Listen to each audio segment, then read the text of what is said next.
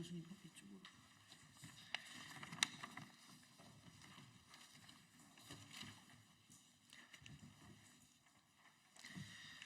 조국혁신당 차기권 의원입니다. 오늘은 더불어민주당의 검투세 폐지 입장 철회를 촉구하는 학계의 공동성명을 소개하고자 합니다. 무려 335분의 교수와 연구자분들이 검투세 폐지 입장 철회를 촉구하는 공동성명에 참여하셨다고 합니다.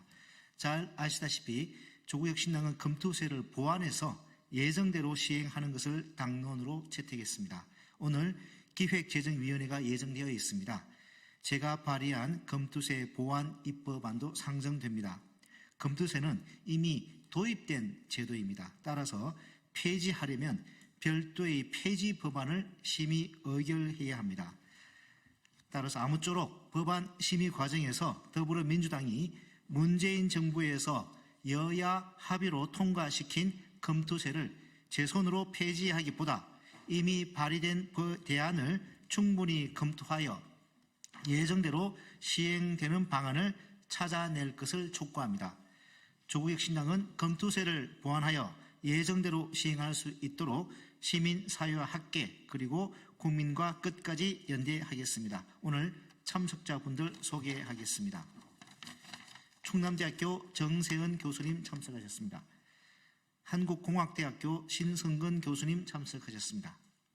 부경대학교 김종호 교수님 참석하셨습니다.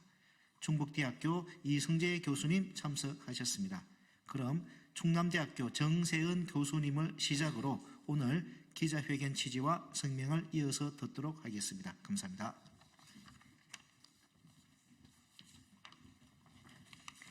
예, 오늘 기자회견의 취지와 그리고 그동안의 이 경과 335명이 사명을 하게 된 그 경과에 대해서 짧게 말씀드리도록 하겠습니다.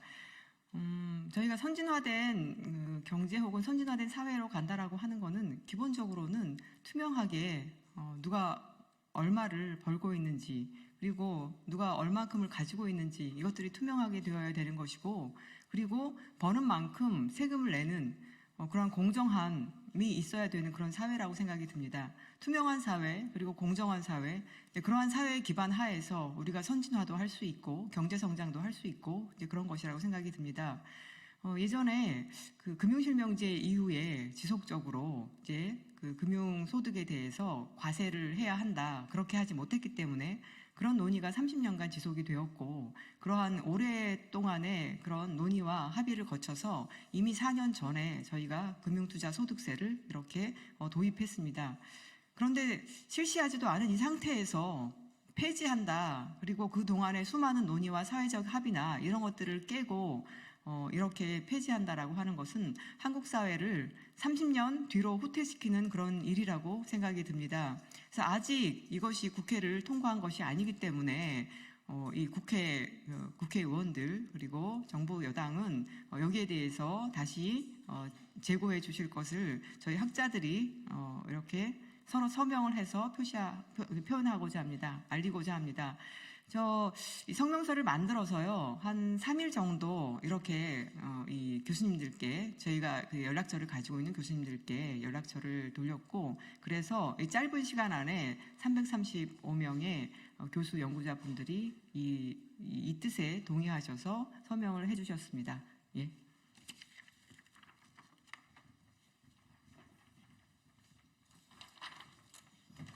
네, 안녕하십니까. 신승근 교수입니다. 지난 2018년 재정개혁특위 때 보수, 진보 진영을 막론하고 학계의 모든 전문가들이 모여서 금융투자소득세에 대해서 논의를 했었는데 역시 아무도 반대하는 분이 없었습니다. 금융투자소득세는 반드시 과세돼야 된다고 생각하고 있었고 그것은 공정과세 원칙에 비춰보면 너무나 당연한 것이겠죠. 그래서 우리나라 헌법재판소도 일관되게 능력에 대한 과세, 응능과세 원칙을 천명하고 있습니다. 그래서 금융투자소득세를 도입한다는 것은 너무 당연한 것이고요. 이렇게 정부 여당이 부자 감세 추진을 일관되게 추진하고 있어서 이 독주를 막아야 될 제1당인 민주당이 같이 금융투자소득세 폐지 입장을 밝힌 것은 매우 충격적인 일입니다. 그래서 민주당은 금융투자소득세 폐지 입장을 즉각 철회하고 서민과 중산층을 위한 복지 재원을 마련하기 위해서 공정과세 원칙을 일관되게 추진하길 바라겠습니다. 이상입니다.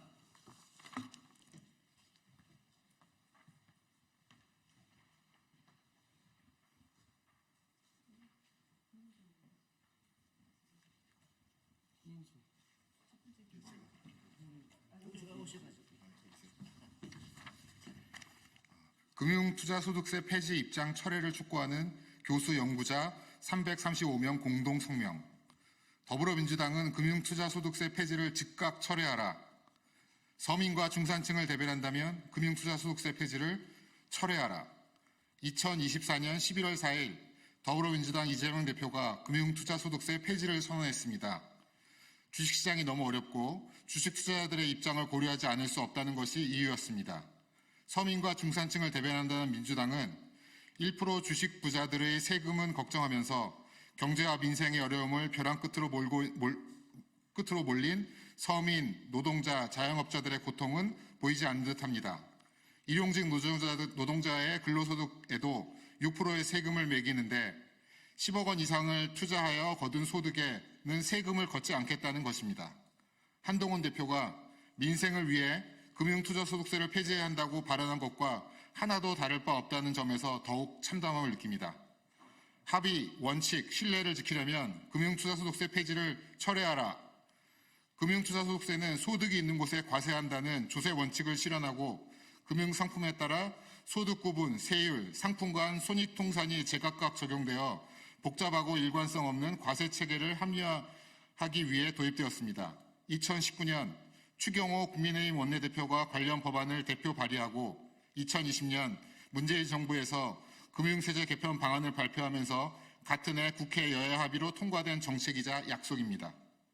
이러한 금융세제 선진화에 역행한 것은 상장 주식 양도차익 과세 대상인 대주주 요건을 10억 원에서 50억 원으로 상향한 윤석열 정부입니다. 민주당은 이번 여름까지만 해도 투자소득세 폐지를 부자 감세라 비판해왔습니다. 불과 몇 개월 만에 원칙과 소신이 모두 무너질 위기에 놓였습니다. 윤석열 정부 부자 감세를 정당화하지 않으려면 금융투자소득세 폐지를 철회하라. 금융투자소득세 유예 폐지 논란은 사모펀드 혜택설, 주가 폭락설 등 온갖 오해와 억측을 낳았습니다.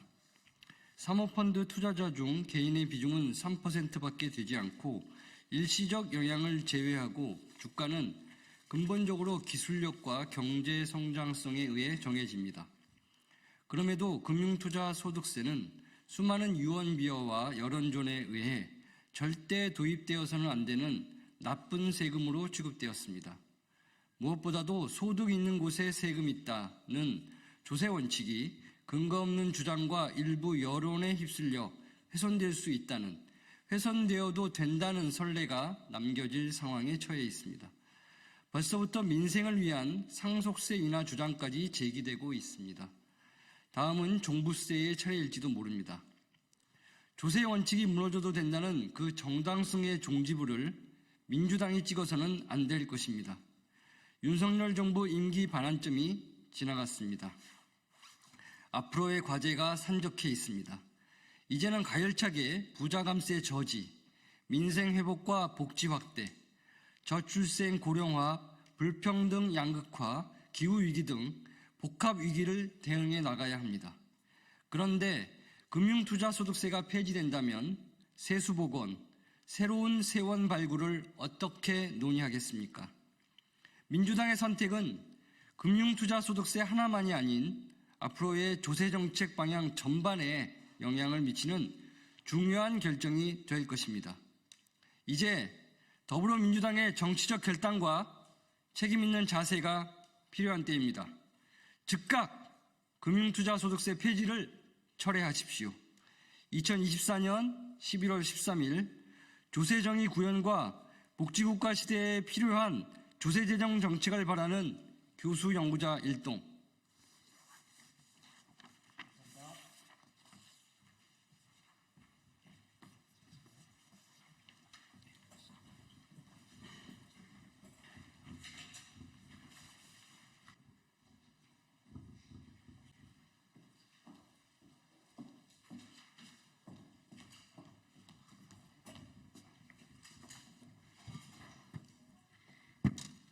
안녕하십니까. 조국혁신당 국회의원 박은정입니다. 국민의힘 대통령 선거는 후보자 경선 조작 가능성이 제기됐습니다. 새롭게 공개된 명태균 녹취록에 따르면 땡겼어. 자, 그 다음에 진짜 돌아가는 날 우리도 조사하면 안 되나? 우리가 상대 지지자한테 전화하지? 그럼 글만은 공식 전화 받았다고 하겠지. 그 다음에 자기 전화 받았다고 착각하는데 공식 전화 받겠나? 비행기가 대한항공 타야 하는데 아시아나 탄 놈도 막 우리한테 받은 놈도 다 올려. 개표했는데 대한항공에는 반밖에 안 탔네 라는 취지로 말합니다. 명태균이 미리 ARS를 돌려서 지지 성향을 확인하고 공식 여론조사 날에는 방해조사를 실시해서 여론을 조작할 수 있다는 것으로 해석되는 대목입니다. 여론조사 조작 의혹을 실토한 명태균의 증언을 토대로 저희 의원실에서는 여론조사 전문가와 함께 미래한국연구소와 PNR이 지난 대선 기간 동안 수행한 ARS 여론조사를 분석했습니다. PNR과 미래한국연구소 외의 같은 기간 ARS 대선 여론조사들도 전수조사하여 비교한 결과라는 점을 미리 말씀드립니다. 2021년 11월부터 대선이 있던 2022년 3월까지 윤석열 후보에게 유리한 결과를 보였다는 미래한국연구소의 비공포 여론조사 소요일은 모두 하루였습니다. 같은 기간 공표 여론조사들의 평균 조사 일수가 PNR은 2일, 그 외의 업체들은 2.13일이었던 반면 미래한국연구소의 조사 기간은 불과 몇 시간 만에 끝나기도 했습니다. 무작위로 전화번호를 추출하고 표본으로 삼는 RDD 방식의 여론조사에서 명태균 실소유 의혹 미래한국연구소와 시사경남이 의뢰하여 PNR이 시행한 조사는 같은 기간 여타 여론조사의 42%에 불과한 표본으로 1.5배 이상의 더 높은 응답률을 보이는 것으로 드러났습니다. 명태균이 적은 표본으로도 높은 응답률을 이끌어내는 여론조사의 신이었는지 보정이 아니라 조작이었다는 법사위 국감에 출석한 강혜경 씨 증언대로 윤석열 후보에게 조작 여론조사가 보고된 것인지 사실관계에 대한 수사가 필요합니다. 이번에 저희가 확보한 자료에 따르면 미래한국연구소는 비공표 여론조사를 진행하며 로우 데이터상 별도 결과 분석 파일이 없는 것으로 확인되었습니다. 미래한국연구소가 PNR의 서버와 여론조사 분석 툴을 사용한 것은 아닌지 유착 의혹이 더욱 강하게 의심됩니다. 이처럼 의혹투성이의 명태균 관련 ARS 여론조사 전수조사를 마치고 진상규명이 시급한 부분을 따로 정리해 봤습니다. 첫째, 미래한국연구소 자료에는 확인이 안 된 미공표 여론조사 로우 데이터의 확보가 시급합니다.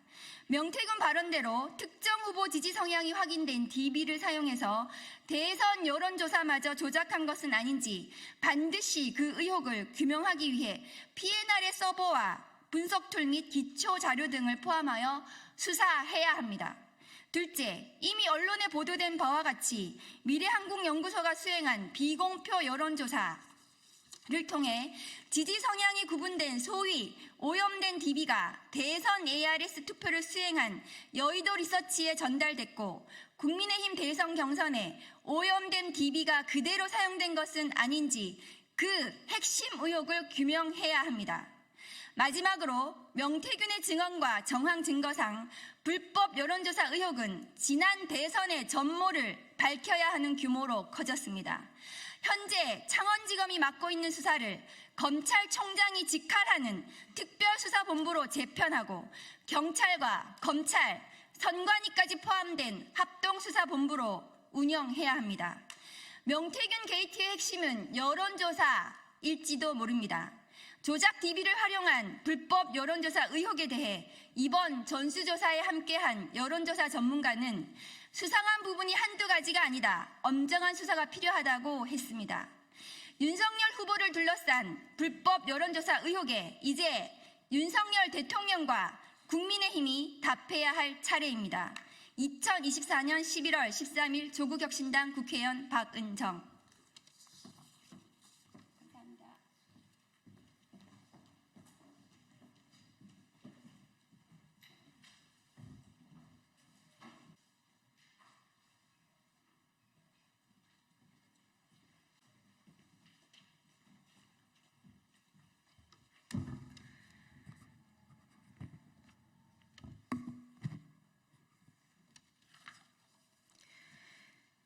네, 안녕하십니까. 진보당 대변인 홍희진입니다. 오전 브리핑 진행하겠습니다. 명태균 교통비가 된 김건희 여사 돈봉투, 윤석열 대통령이 답하십시오. 검찰 조사 과정에서 명태균 씨가 김건희 여사에게 500만 원 돈봉투를 받았다는 진술이 확보되었습니다. 명 씨도 직접 김 여사에게 교통비를 받았다는 사실을 인정했고, 검찰이 포렌식한 명 씨 휴대전화에서 돈봉투 사진까지 나왔습니다. 윤석열 대통령과 명태균 씨가 아주 긴밀한 사이라는 것을 증명하는 정황이 끝없이 쏟아지고 있습니다. 한편 검찰이 제출한 명태균 씨 영장 청구서에 대통령 부부와는 어떻게 연루되어 있는지는 빠져 있습니다. 명 씨가 대선 당시 윤석열 후보와 김영선 전 의원의 공천을 거래했는지에 대한 의혹도 제대로 들어가 있지 않습니다. 검찰은 아직도 나쁜 명태균이 순진한 윤석열, 김건희 부부를 이용했다는 식의 소설을 쓰고 있는 겁니까? 대통령 부부에 대한 공천 개입, 불법 여론조사 의혹, 더는 에둘러 갈 수도 빠져나갈 수도 없습니다. 명 씨가 김건희 여사에게 받았다는 돈봉투, 윤석열 대통령이 답해야 합니다.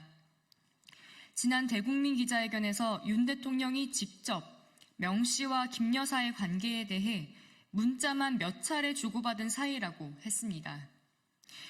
윤 대통령 모르게 돈봉투가 오간 것인지 500만 원 정도는 교통비로 줄 수 있다고 생각했던 건지 대통령이 직접 국민 앞에 밝혀야 합니다. 이상입니다.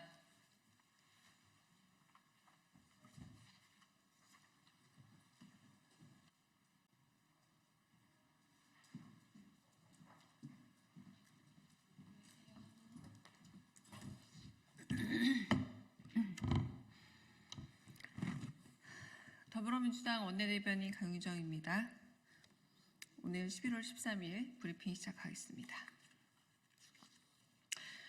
국민의힘은 안진뱅이 줄수사와 장님무사의 북장단 고수입니까? 국민의힘의 상황이 점입가경입니다. 김건희 특검법의 독소 조항이 문제라더니 민주당이 여당 의견을 대폭 반영한 수정안을 내놓자 이번에는 갈라치기를 중단하라고 또 다른 생떼로 옮겼습니다. 이번에는 갈라치기를 중단하라고 또 다른 생떼로 옮겼습니다. 고쳐도 문제, 안 고쳐도 문제라니 차라리 특검이 밝혀낼 진실이 두렵다. 솔직히 고백하면 됩니다. 특검법 수정안에 대한 여당 원내대표의 비난도 거칠기 짝이 없습니다. 졸속 입법, 입법농단, 인권유린, 삼권분립 파괴라는 언어도단으로 대통령이 고쳐 쓴 김건희 제국어 사전만 늘리고 있습니다. 자책골을 연이어 넣는 대통령만 쳐다보고 특검법을 공격한들 10%대로 추락한 대통령 지지율이 꼼짝이라도 하겠습니까? 추경호 원내대표는 특검법 찬성 여론이 60%가 넘는 현실을 직시하고 M1 특검 반대 타령을 당장 중단하십시오. 또한 한동훈 대표는 국민 눈높이에 걸맞은 한동훈표 특검법 수정안을 내놓고 야당과의 협상 테이블에 앉으십시오.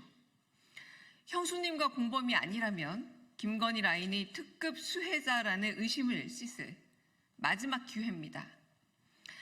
이미 명태균 씨의 컴퓨터를 복구하는 과정에서 대통령과의 녹음이라는 파일 존재가 확인됐고 김건희 여사에게 500만 원이 든 봉투가 건네졌다는 명 씨 진술도 확보됐습니다.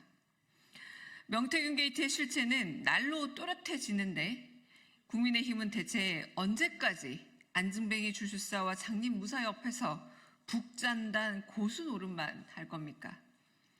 국민의힘은 대통령 부부의 공천 개입, 당무 개입의 피해도 밝혀야 됩니다. 공당의 선거를 혼탁시킨 김건희 여사를 특검하지 않는다면 국민의힘도 공범입니다. 소상공인 노쇼 대책 내놓겠다는 윤 대통령님, 국회 개원식과 시정연설 노쇼 반성문부터 쓰십시오. 역시나 아무 말이면 되나 봅니다. 윤 대통령이 모두의 만류에도 부자 감세를 강행해 역대급 세수 펑크를 내놓더니 양극화 타개를 외칩니다. 윤 대통령이 모두의 만류에도 부자 감세를 강행해 역대급 세수 펑크를 내놓더니 양극화 타개를 외칩니다. 급기야 소상공인 자영업자 지원 대책으로 노쇼 근절을 흔들고 있습니다. 국회 개원식 시정연설 노쇼 달인이 할 말입니까? 트럼프 대통령과 정상회담을 위해 골프 연습을 한다더니 골프 TF 만들어 경제 살리는 게 더 빠르겠습니다. 노쇼 근절로 나라 경제를 살리겠다니 개근하면 수능 만점도 가능하겠습니다. 김건희 여사가 명품백을 받은 건 내수 진작을 위해서고 주가 조작에 가담한 건 주식시장 활성화를 위해서였습니까? 제발 대통령에게 필요한 최소한의 상식과 정책 능력을 갖추십시오. 정말 노쇼가 코로나 때보다 더 악화된 경제 상황의 원인이라 생각하는 겁니까? 소상공인 자영업자 이름을 판 블랙 코미디가 따로 없습니다. 고물가 고금리가 장기화되고 공공요금과 채소값이 치솟는 동안 정부는 대체 뭘 했습니까? 내수 침체로 국책연구기관인 KDI조차 경제 성장률을 하향 조정하고 있는데 민간 중심의 경제 운용으로 경제 활력을 중진했다라는 기획재정부의 자화자찬은 대체 언제적 어느 나라 얘기입니까? 재정 투입을 위한 실질적 도움이 시급합니다. 정부와 여당은 민주당이 제안한 지역화폐 예산을 즉각 수용하고 민생회복 지원금 요구에 응답하십시오. 응급 상황에 처한 민생 경제를 살리는 생명의 마중물을 택해야 합니다. 마치겠습니다. 감사합니다.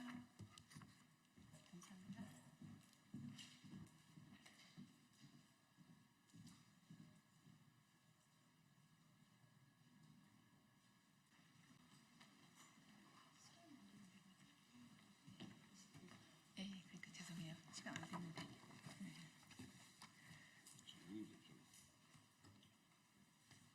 들어오셔야 될까요?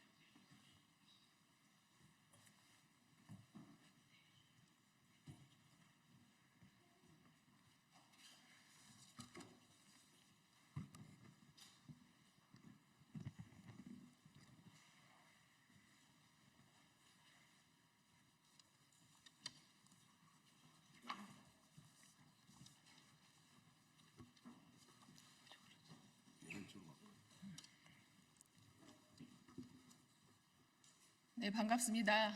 진보당 국회의원 전정덕 의원입니다.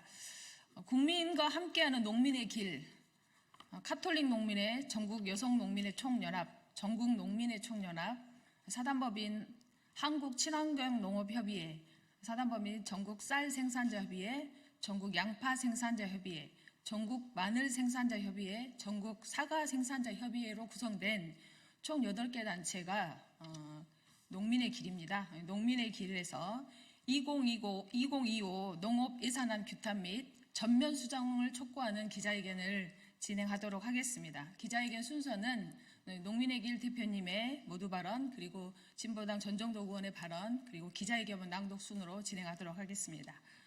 먼저 우리 농민의 길 대표이신 우리 하원호 의장님 발언 먼저 들으시도록 하겠습니다.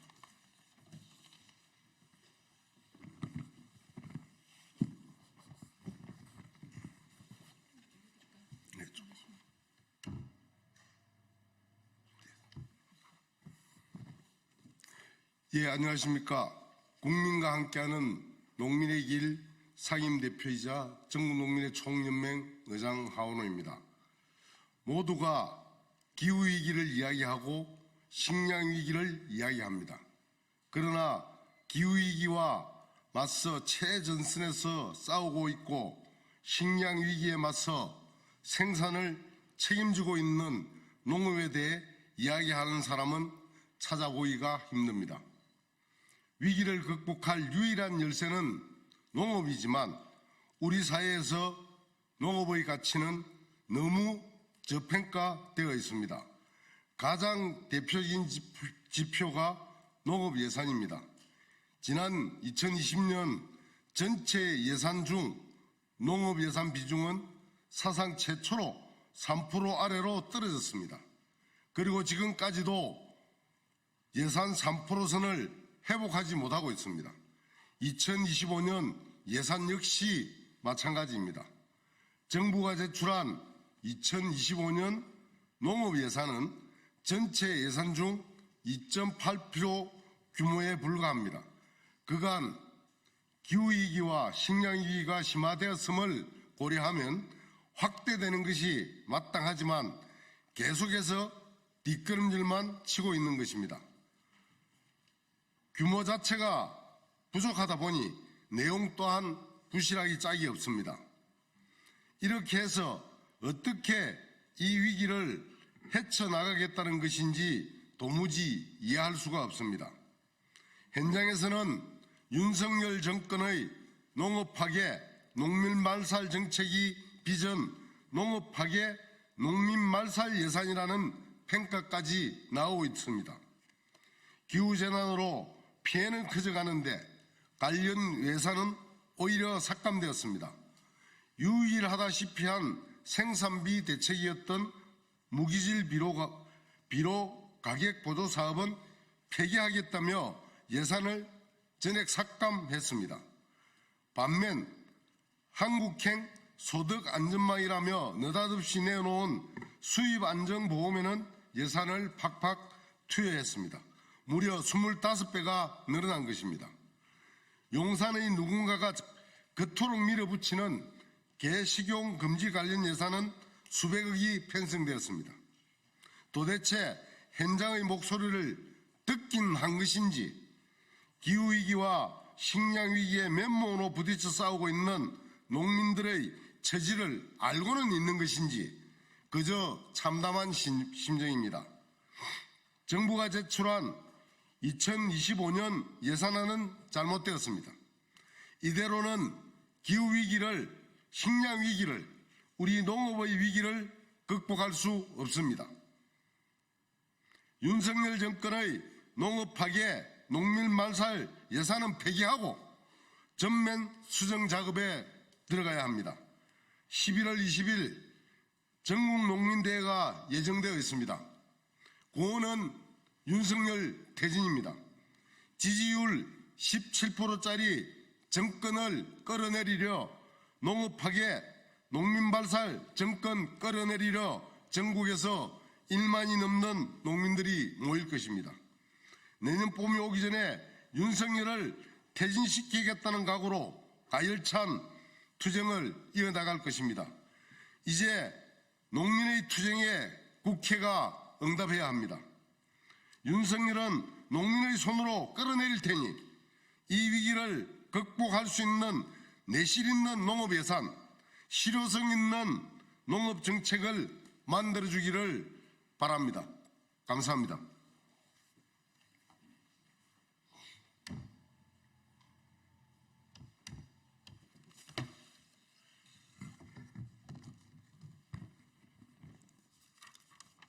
네, 22대 첫 예산 국회가 진행 중에 있습니다.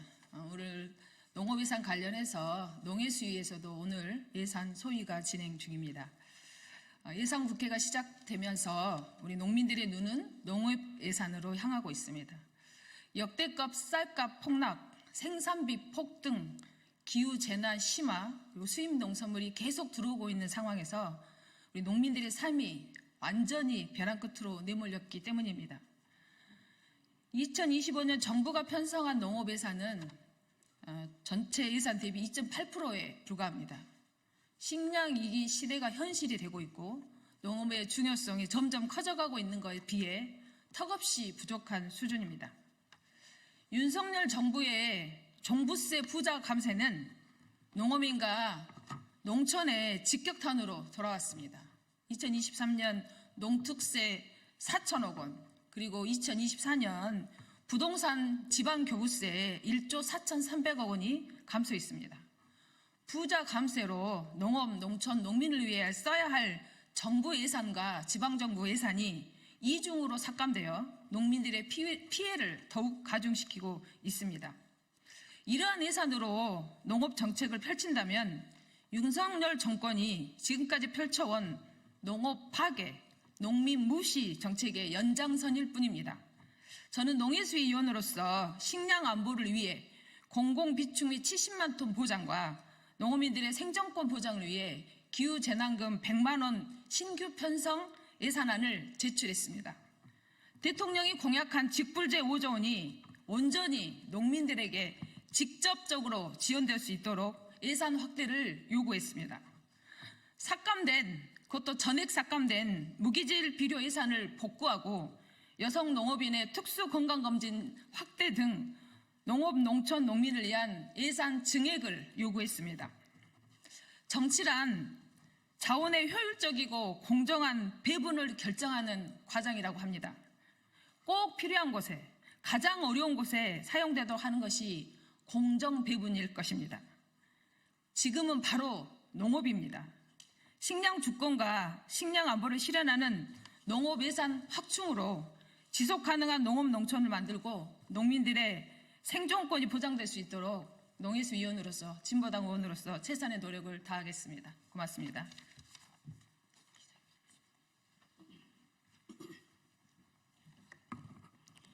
네, 전남 구례에서 올라왔습니다. 매실농사, 밤농사, 모과, 돌배 다양한 품목의 농사를 짓고 있는데요. 올해 정말 그야말로 기후재난, 기후재앙이라고 얘기를 할 정도로 수확량이 예년에 비해서 10분의 2 정도밖에 되지 않습니다. 그런 상황 중에서 농업 예산이 이렇게 편성안이 제출되었는데 예산안 얘기를 들으면서 정말 억장이 무너지는 심정입니다. 이대로 정말 농사 짓고 살 수 있을지 장담할 수가 없는 그런 상황에서 기자회견문 낭독하도록 하겠습니다. 윤석열 농업 파괴 농민 말살 예산 전면 수정하라. 22대 국회 첫 국정감사가 끝나고 예산 국회가 시작되었다. 농민들의 눈은 농업 예산을 향하고 있다. 쌀값은 폭락하고 생산비는 폭등하고 기후재난은 심화되고 수입 농산물은 계속해서 들어오는 상황에서 농민들의 삶이 완전히 벼랑 끝으로 몰렸다. 그러나 정부가 제출한 농업 예산은 실망스럽기 그지없다. 25년 농림축산식품부 편성 예산은 18조 7,496억 원으로 전년 대비 2.2% 상승에 불과한 수준이다. 국가 전체 예산 중 2.77%에 불과하다. 기후위기, 농촌 소멸, 가격 폭락 등 농업, 농촌, 농민이 처한 다중위기 시대를 극복하기 위해서 과감한 예산 투자가 필수적이다. 이런 상황에서 불과 4,104억 수준의 예산 증가는 턱없이 부족한 수준이다.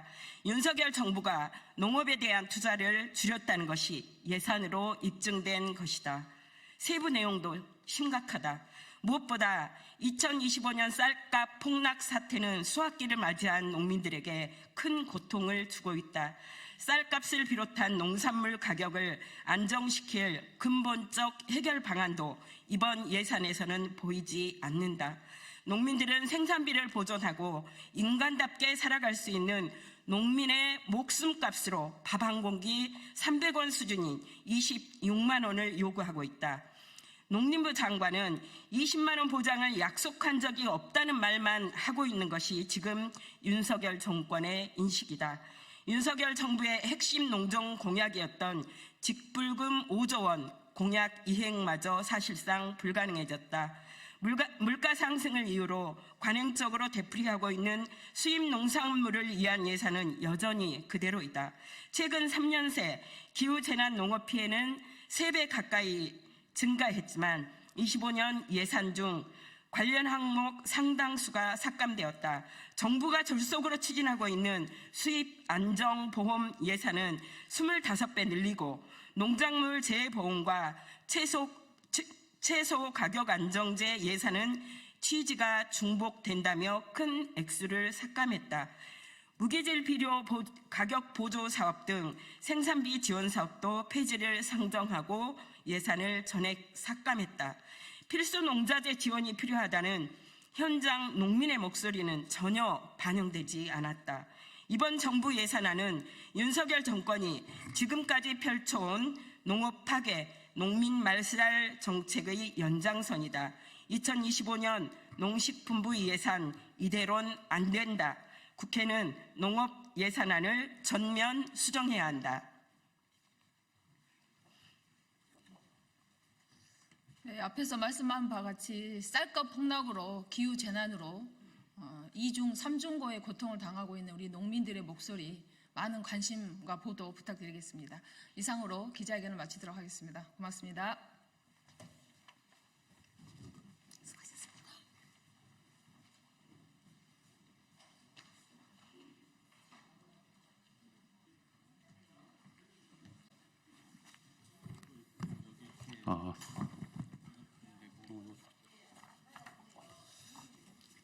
이거는 하나씩 해서 번갈아가면서 쓰는 것 같아요. 각각 다른 것 중이니까.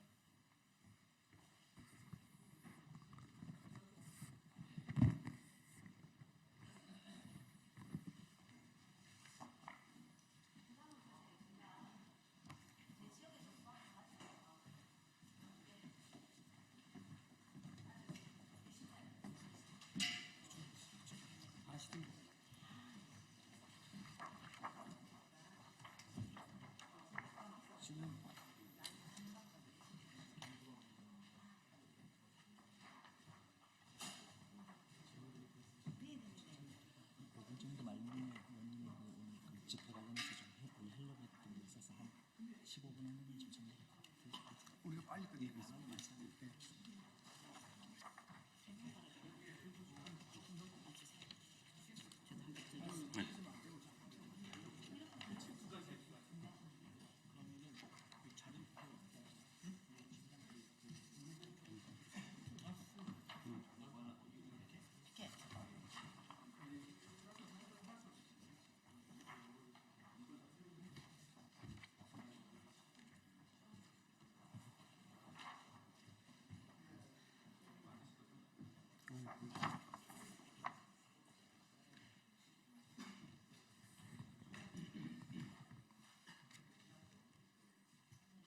시작이 될까요?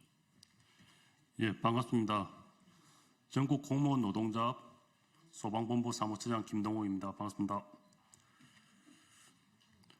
금일 소방안전교부세 폐지는 바로 국민의 생명을 지울 수 있다. 소방안전교부세 지키기 전국 동시다발 기자회견을 국회에서 시작하도록 하겠습니다. 먼저 정혜경 국회의원님의 발언이 있겠습니다.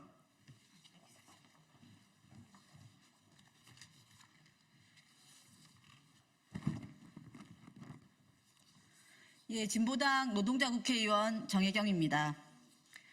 제복 입은 소방영웅 여러분과 여러분의 노력과 헌신 덕분에 우리 국민들이 안전한 일상을 보낼 수 있었습니다. 거센 하염 앞에서도 소중한 생명을 감싸 안으며 꺼져가던 생명의 불씨조차 다시 되살려내는 진정한 히어로들. 11월 9일 소방의 날 기념식에서 대한민국 여야 정치인들이 앞다투어 한 말입니다. 정치인들이 한 말이 진심이었다면 지금 이 자리에 소방 영웅들이 서 있지 않을 것입니다. 오늘 전국 6만 7천 소방관들이 소방안전교부세 지키기에 나섰습니다.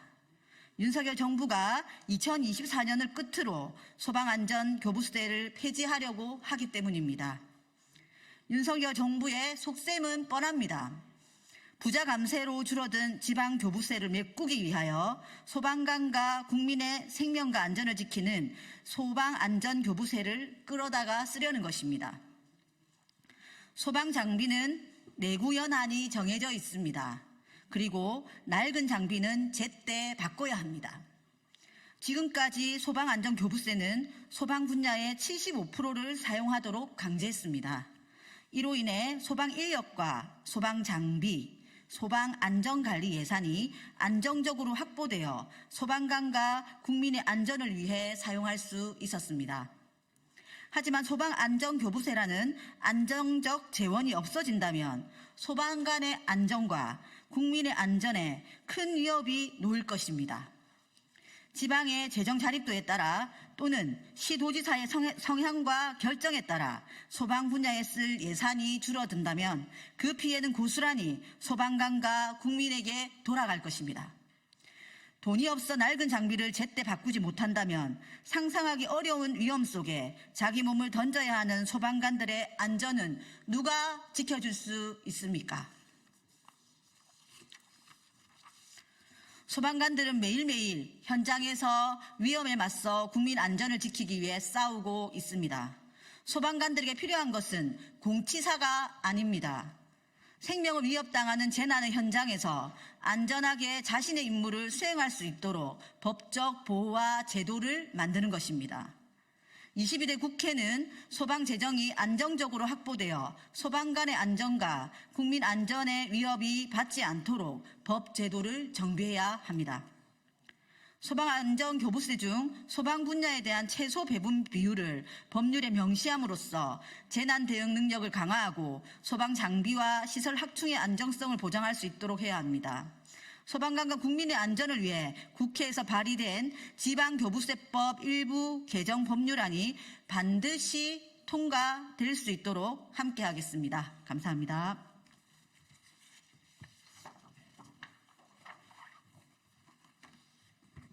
다음으로 전국 공무원 노동조합 소방본부 권영각 본부장님의 대표 발언을 읽겠습니다.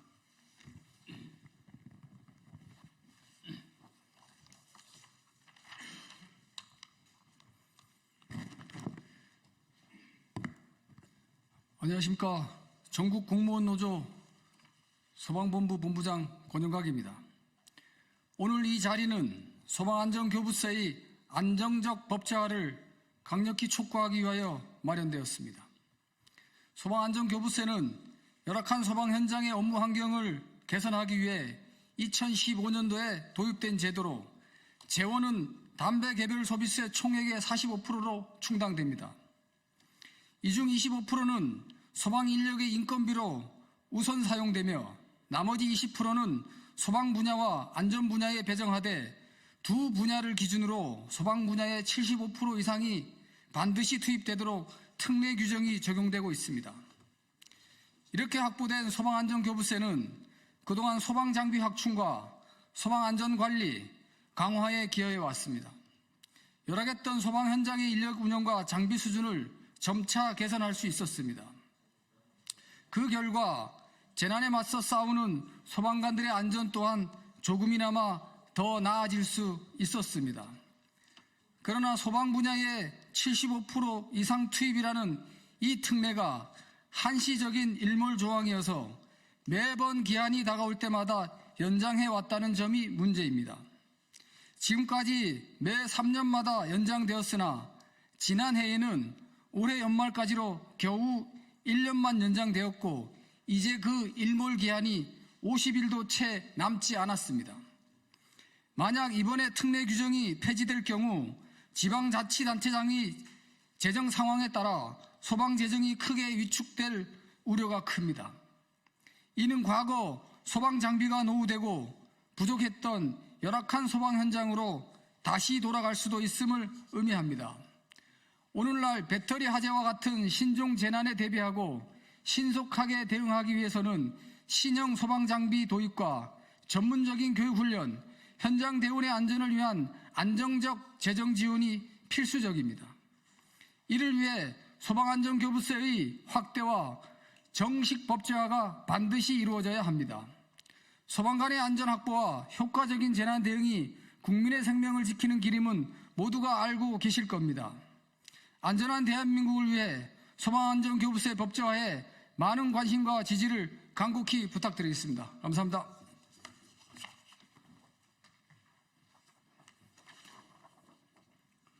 다음으로 전국 공무원 노동조합 김종수 서울소방지부장님의 기자회견문 낭독이겠습니다.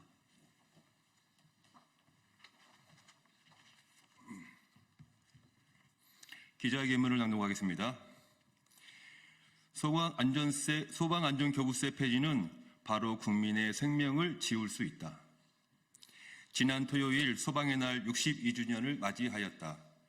소방의 날이면 정부 고위 인사들은 소방관들의 희생에 대한 노고와 지원을 아끼지 않겠다고 한다. 그것이 끝이다. 지난 8월 23일 정부 서울청사 앞에서 의료 대난 속에 지쳐가는 구급대원들이 정부를 상대로 응급실 뺑뺑이 대책 마련 기자회견을 하였다.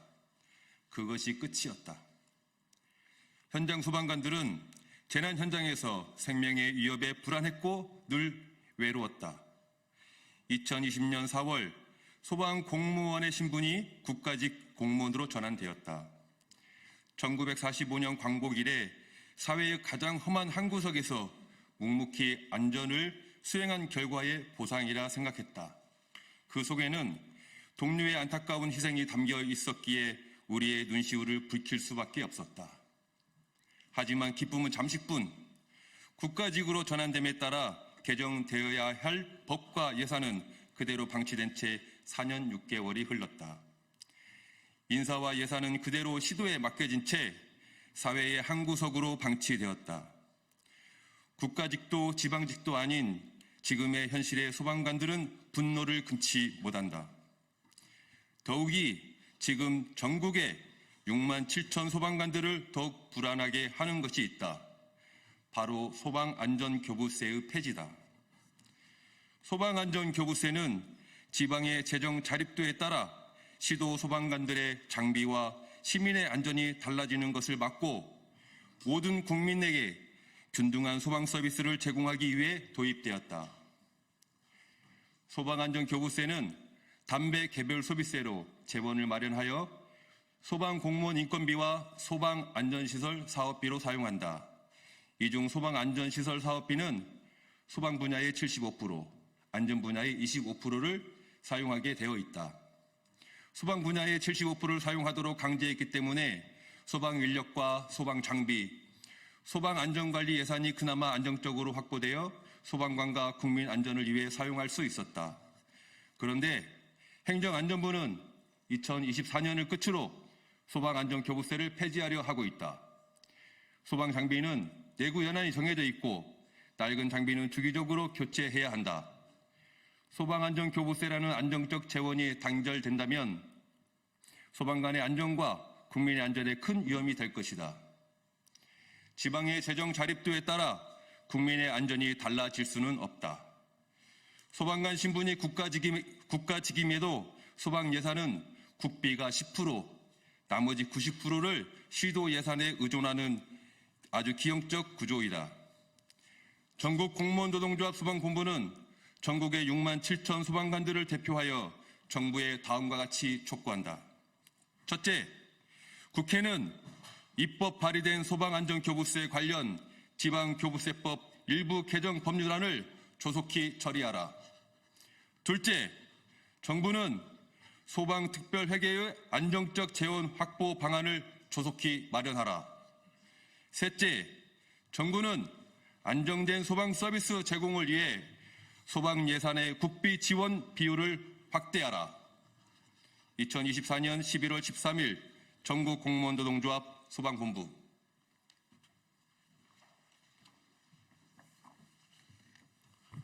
다음으로 기자님들 궁금한 사항을 질문 받도록 하겠습니다.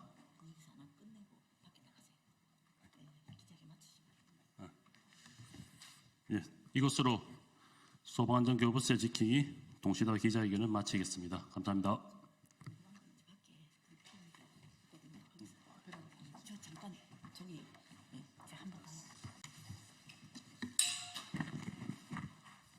이어서 브리핑 하도록 하겠습니다. 진보당 원내대변인 정혜경입니다. 경찰폭력 국회의원 감시단 참여를 제안드립니다. 11월 9일 서울 도심에서 열린 합법적인 집회에 경찰은 작정한 듯 참가자들에게 폭력을 행사했습니다. 국민 주권의 원칙과 집회 자유를 보장한 헌법에 대한 도전입니다. 이 과정을 본 국회의원들이 경찰과 시민 모두의 안전을 위해 중재를 나섰습니다. 그런데 돌아온 것은 경찰의 무차별한 폭행이었습니다. 특히 한창민 국회의원은 경찰 폭행으로 갈비뼈가 골절되는 부상을 입었습니다. 또한 노동자와 시민 11명이 연행되었고 노동자 4명에겐 구속영장이 청구되었습니다. 11일 국회 행정안전위원회에 출석한 조지호 경찰청장은 경찰의 집회 폭력 진압에 대해 사과하라고 하는 국회의원들의 요구를 거부했습니다. 도리어 갈비뼈가 부러질 정도의 폭행을 당한 한창민 국회의원이 다친 것이 경찰 물리력 때문인지 확인이 안 된다. 유튜버를 대동해서 연출을 했다라는 식의 황당무계한 발언을 하였습니다. 윤석열 정권의 속셈이 확실히 드러났습니다. 국민으로부터 외면받은 윤석열 정부가 이제는 공안 탄압이라는 녹슨칼을 빼들었습니다. 그 전면에 전투복과 삼단봉으로 무장한 경찰을 내세워 국민들에게 폭력을 행사하고 위협하여 거대한 촛불 광장이 열리는 것을 막기 위함입니다. 윤석열 정권의 공안 탄압 음모를 파탄시키고 윤석열 정권을 심판하기 위해 광장으로 나온 국민들을 보호하기 위해 경찰 폭력 국회의원 감시단을 제안드립니다. 국민을 주인으로 모시는 국회의원이 서야 할 자리입니다. 11월 16일 서울 도심에서 열리는 윤석열 정권을 심판하기 위한 광장, 그 자리에 굳건히 함께 해주시기를 간곡히 호소드립니다.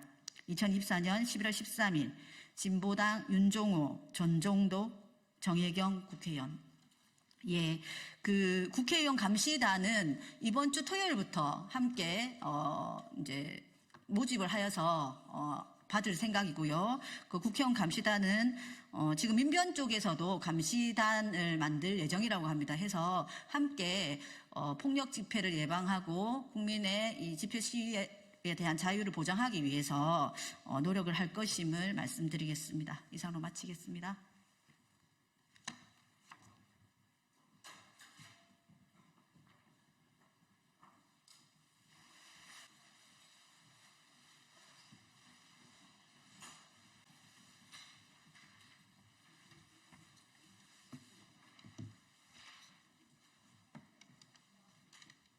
정치를 새롭게 복지를 강하게 사회민주당 대변인 임명입니다.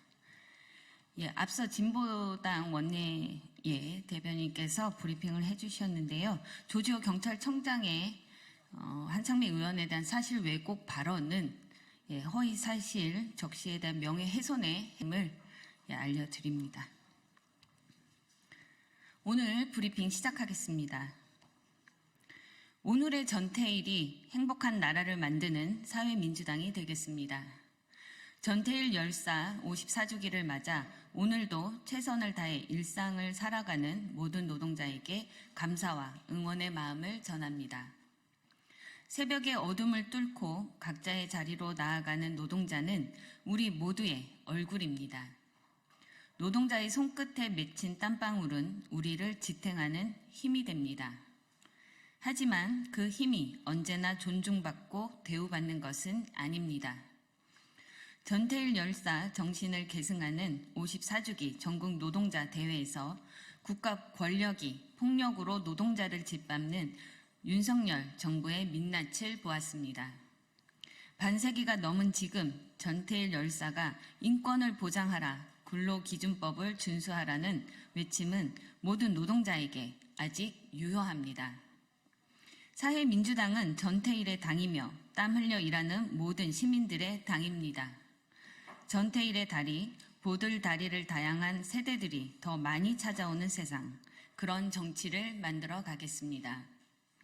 20대의 전태일과 48년생의 전태일이 함께 손잡고 나아갈 수 있는 세상을 만드는 사회민주당이 되겠습니다.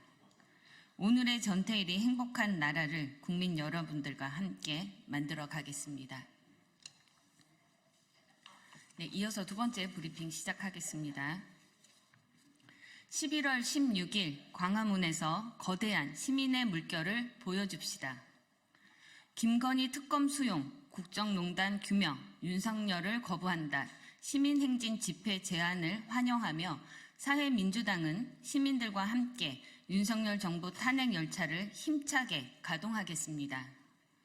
오늘 거부권을 거부하는 전국 비상행동은 무능한 윤석열 정권에 분노하는 모든 시민들이 다시 광화문에 뭉쳐 촛불이 되기를 제안했습니다. 국가 살림을 파탄내고 국격을 떨어뜨리고 국민에게 수치심까지 선사하는 윤석열 정부를 두고만 볼 수 없습니다. 우리 국민들이 이대로는 못 살겠다고 합니다. 대한민국의 주인은 김건희 씨가 아니라 우리 국민임을 분명하게 보여줍시다. 사회민주당은 언제나 선봉해서 제 정치 세력과 시민 여러분들과 함께 새로운 대한민국을 만들겠습니다. 11월 16일 토요일 저녁 5시 30분 광화문에서 뵙겠습니다. 감사합니다.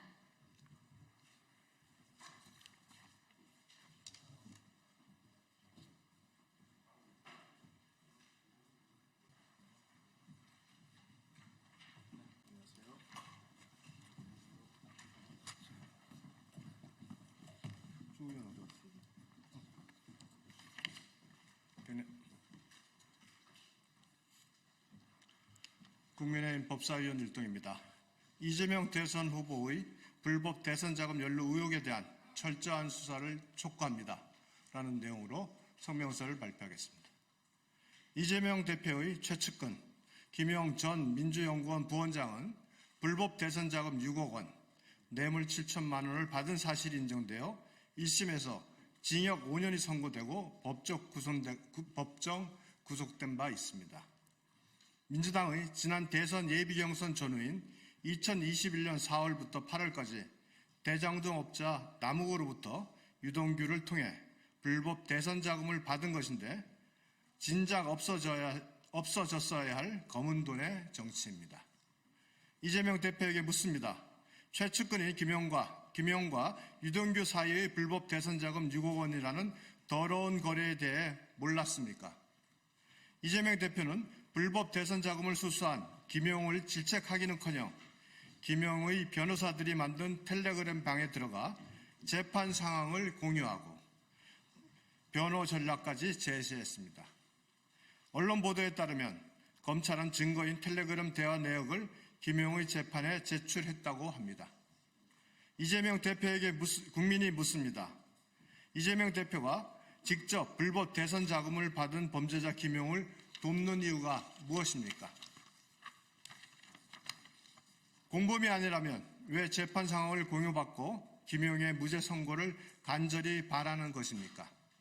기자들의 질문에도 침묵으로 일관하는 것은 공범임을 자인하는 것입니까? 김용은 현재 항소심 재판 중입니다. 이미 경기도 시장상권진흥원장 출신인 이모 씨가 김용 관련 허위 알리바이를 조작하여 위증 혐의로 기소가 되었습니다. 왜 이재명 대표와 그 주변에서는 위증과 사법방해 행위가 끊이지 않는 것입니까? 검찰에게 촉구합니다. 이재명 대표가 김용을 몰래 돕는 이 장면은 공범들 사이에서나 가능한 것으로 보입니다. 이재명 대표가 불법 대선 자금 수수를 알고 있었는지 김용의 변호인을 통해 증거를 인멸하려고 한 것이 아닌지 철저히 수사하십시오. 국민들과 함께 똑똑히 지켜보겠습니다. 감사합니다.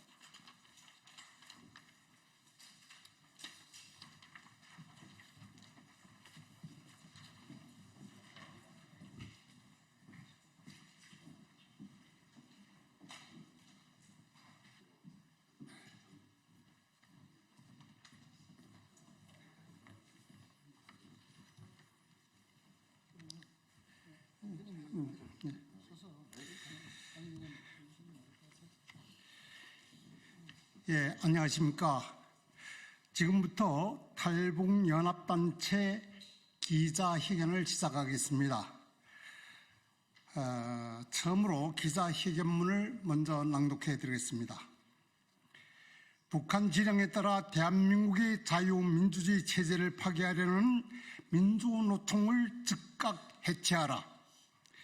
이미 보도된 바와 같이 지난 11월 6일 수원지법 형사 14부는 국가보안법 위반 혐의로 민주노총 조직쟁의국장 성모 씨에게 징역 15년과 자격정지 15년, 같은 혐의로 기소된 전 민주노총 보건의료 조직실장 김모 씨에게 징역 7년과 자격정지 7년, 그리고 민주노총 산하 전 금속노조 부위원장 양모 씨에게 징역 5년과 자격정지 5년을 각각 선고하였다.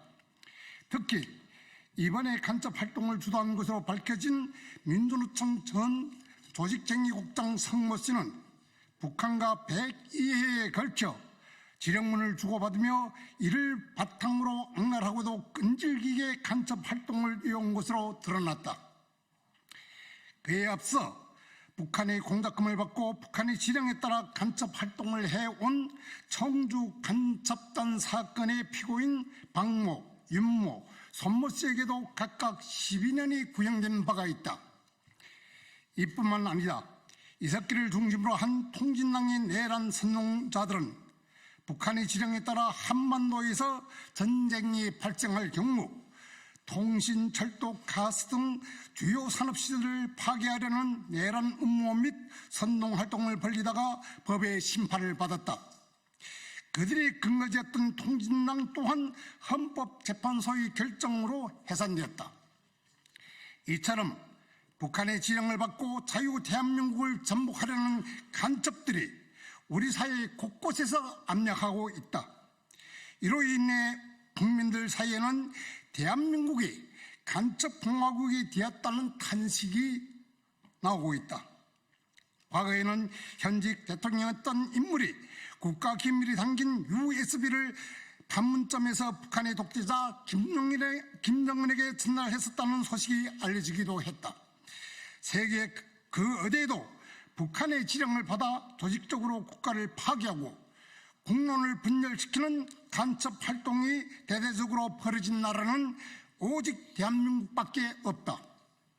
북한의 지령을 받고 대한민국을 파괴하는 세력은 민주노총을 비롯한 노동계뿐만 아니라 입법부, 사법부, 행정부, 법조계, 학계, 종교계, 문화계, 교육계 등 사회 전반에 깊이 뿌리를 내리고 있다. 대한민국 내 간첩이 존재가 얼마나 많은지 북한의 반인권적 행태를 고발하며 활동해온 탈북민 단체 박상학 대표가 백주의 독살 시도를 당했고, 북한 인권을 위해 활동해온 탈북자 단체들이 위협적인 경고와 피 묻은 도끼와 식칼 등이 배달된 사례들은 단순한 협박이 아니라 북한의 지령에 따라 남한 내 간첩들과 결탁한 불순 세력의 발악으로 밖에 볼 수 없다. 5년 전에는 자유를 찾아 기순한 20대 탈북 어부에게 근거 없는 살인 혐의를 씌워 판문점을 통해 강제 북송한 사건이 있었는데, 이는 다름 아닌 문재인 정권의 결정이었다.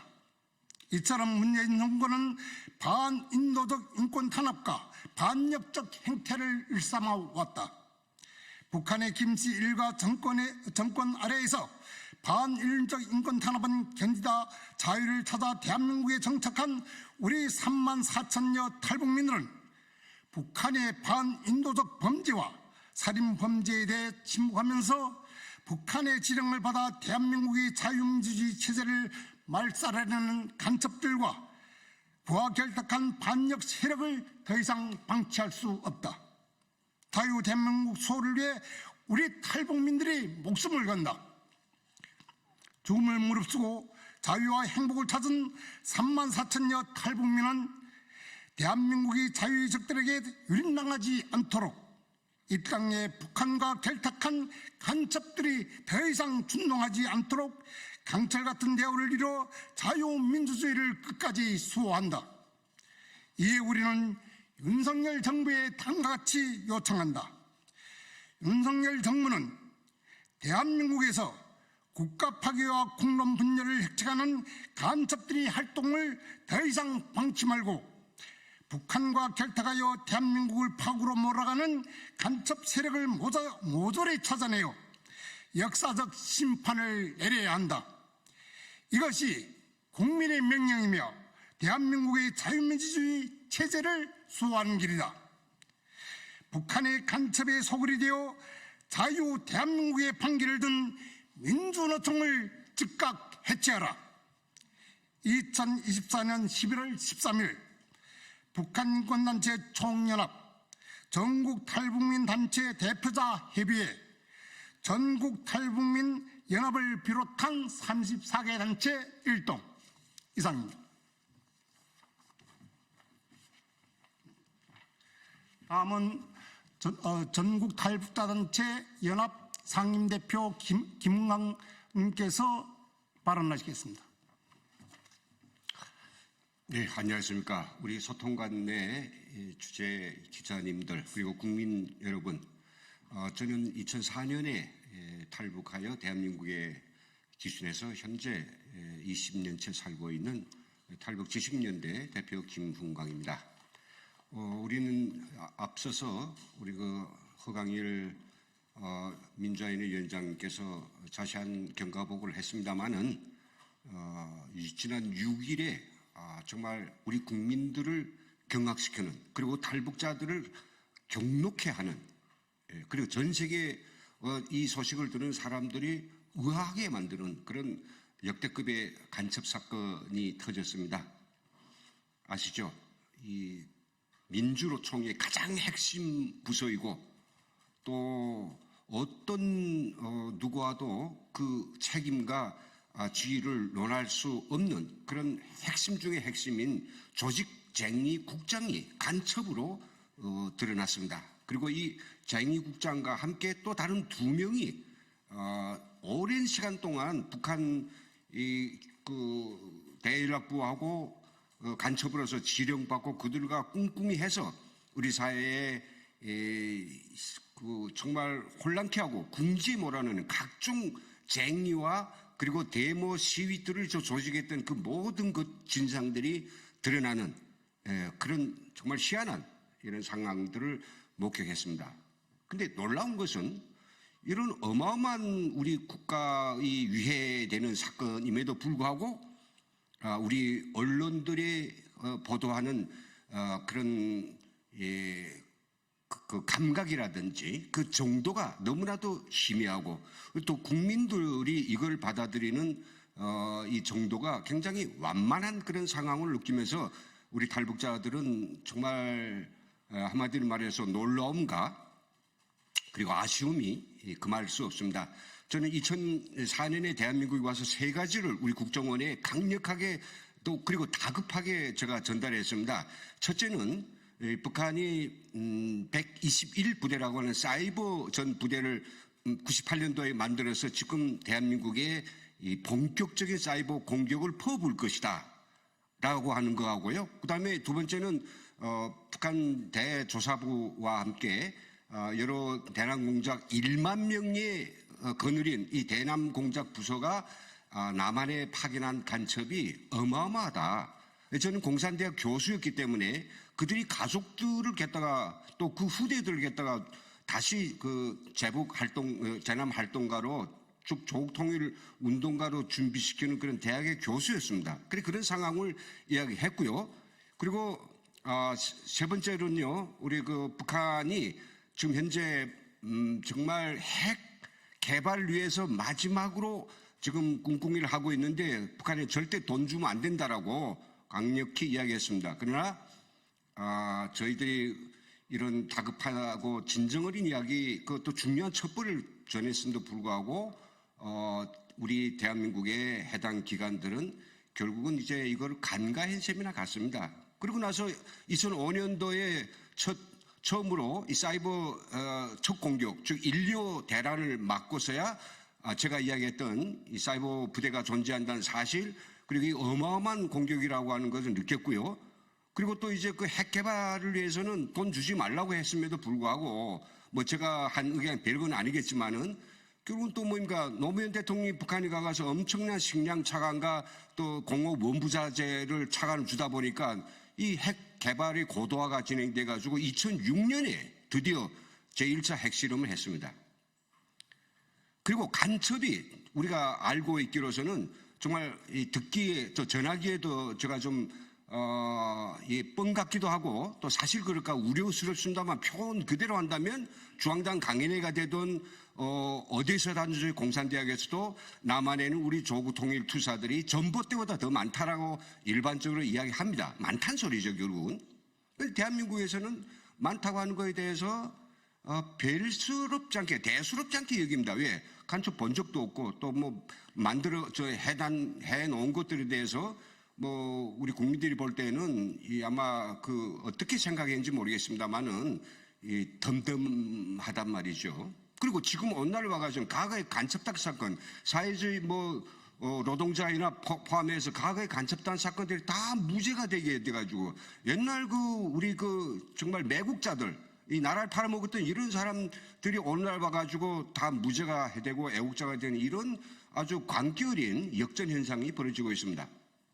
그런 속에서 이번에 정말 우리 나라의 어떤 사회적 흐름이나 또 그리고 분위기, 정치적인 이 정세를 흔드는 메인 플레이어나 같죠. 핵심 역량자입니다. 민주노총이 이렇게 핵심 간부들 포함해가지고 다 북한이 간첩 이런 개노릇을 했다라고 하는 것은 우리가 다시 한번 민주노총가에 대해서 우리가 똑똑히 정체를 우리가 다시 생각해 봐야 되며 필요하다면 이건 해체해야 된다고 생각하고요. 예. 그리고 또 뭐냐면 이 간첩들이 이번에 벌려진 추악한 이 모든 매국적 활동, 우리 나라를 국가 안보를 팔아먹은 이런 거에 대해서 우리 국민들이 정말 응징의 그런 이 표현을 하고 그리고 우리 법적인 이 처벌을 받도록 국민들이 진정한 그리고 제대로 된 올바른 마음들을 표출할 수 있도록 이렇게 분위기 만들어 달라는 것을 부탁드립니다. 감사합니다. 다음은 통일을 위한 환경과 인권의 이은택 대표가 발언하겠습니다. 저는 이거 좀 써가지고 온 게 있어서 좀 읽어드릴게요. 존경하는 대한민국 국민 여러분, 저는 대한민국의 큰 은혜를 입은 탈북민의 한 사람입니다. 그래서 그 은혜를 갚으려고 세금도 나름 잘 내고 있는 대한민국의 한 시민이기도 합니다. 오늘 이 자리에서 여러분들께 드리고 싶은 말은 당신들이 너무 부럽습니다. 입니다. 누구는 목숨을 걸고 이 땅을 찾아오는데 또 찾아오다 사형당하고 정치범 수용소에 갇히기도 하는데 여러분들은 그러지 않아도 되니 말입니다. 수년 전 박근혜 대통령을 탄핵시키려고 강화문에 모인 이들 중에는 사회주의가 답이다라는 현수막이 나부끼고 그런 배지가 촛불 집회 참가자들 가슴에 달아지기도 했습니다. 그 사회주의 세상인 북한에서 굶어 죽지 않으려고 발버둥을 치며 살았던 수많은 날들이 생각나더군요. 저 사람들에게 북한으로 갈 수 있는 길을 열어주면 좋겠다는 생각도 하게 되었습니다. 그 중심에 바로 민주노총이 있지 않았습니까? 사회주의가 답이면 그냥 사회주의 세상인 북한이나 러시아, 중국으로 찾아가면 되지 않을까요? 꼭 한국에 숨어서 사회주의가 싫다는데 기어코 사회주의 세상을 만들고 싶습니까? 2년 전 민주노총 산하 기아 노조가 조합원들에게 나눠줄 단체 티셔츠 28,200벌을 구입했던 적이 있었습니다. 티셔츠 원가는 한 장당 13,300원이었지만 이 일을 담당한 A씨는 입찰업체와 짜고 한 장당 15,400원에 납품하기로 한 뒤 차액을 돌려받는 수법으로 1억 4,300여만 원을 챙긴 혐의를 받은 적도 있습니다. 당시 노조는 집행부가 파업 등에 쓰기 위해 만들어 놓은 쟁의기금 수억 원을 들여 단체 티셔츠를 구매해 조합원들에게 배부했으나 조합원들은 티셔츠의 재질이 싸고 라벨도 우리 업체가 아닌 가구업체의 것이 붙어 있다며 의혹을 제기하기도 했었죠. 하다하다 노동자들의 땀을 모은 기금으로 한 줌도 안 되는 자들의 배를 채우는 데 이용됩니다. 바로 저들이 원하는 사회주의가 99%의 주민들을 착취해서 한 줌도 안 되는 것들이 배를 채우는 세상입니다. 여러분, 문재인 정부 말기 때는 창원 부부 간첩단이 적발되었고 제주도 소재의 세월호 제주 기업관 또 평화쉼터 등도 압수수색을 당한 적이 있는 걸로 압니다. 북한 공작원과 제3국 접선 이후에 국내에서의 지하당 세력화에 따른 국보법 위반 혐의였다고 합니다. 도대체 민주노총은 노동자들의 권리와 삶을 위한 노동자 조직인가요? 아니면 그냥 대한민국 경찰을 폭행하는 깡패인가요?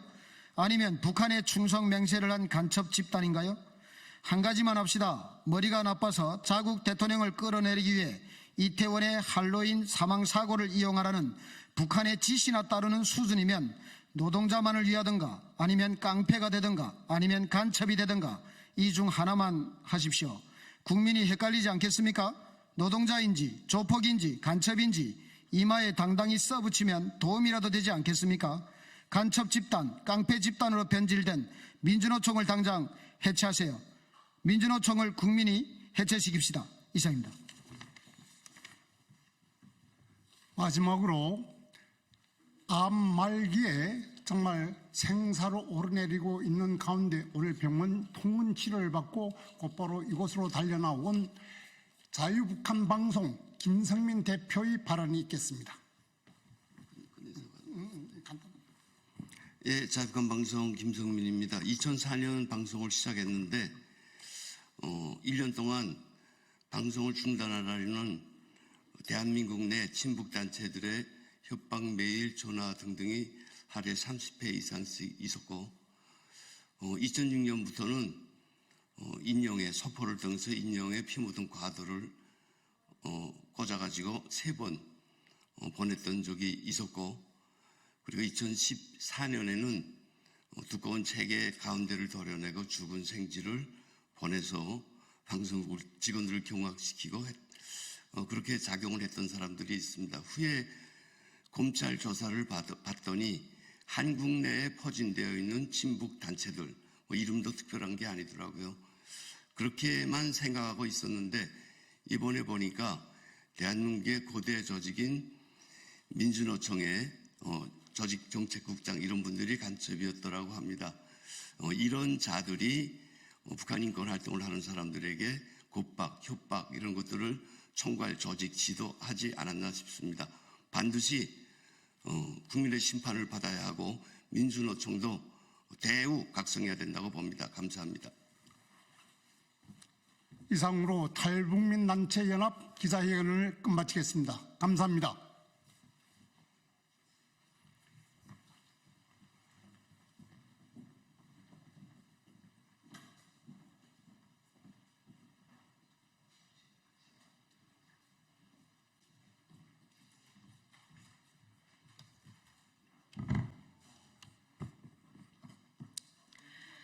예, 안녕하십니까.